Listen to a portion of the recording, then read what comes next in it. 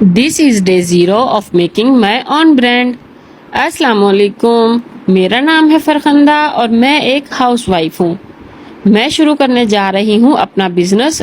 मैंने खुद को एक चैलेंज दिया कि मैं एक ऐसा बिजनेस शुरू करूँ कि जिसमें इन्वेस्टमेंट तो कम हो लेकिन प्रॉफिट डबल हो।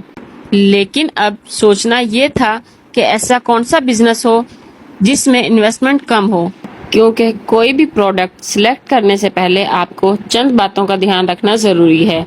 नंबर 1 ये कि जो भी प्रोडक्ट आप सिलेक्ट करें वो किसी भी घर के हर फर्द की ज़रूरत होनी चाहिए। नंबर 2 ये कि उसकी जो प्राइस है वो रीज़नेबल हो ताकि हर कोई उसको अफोर्ड कर सके।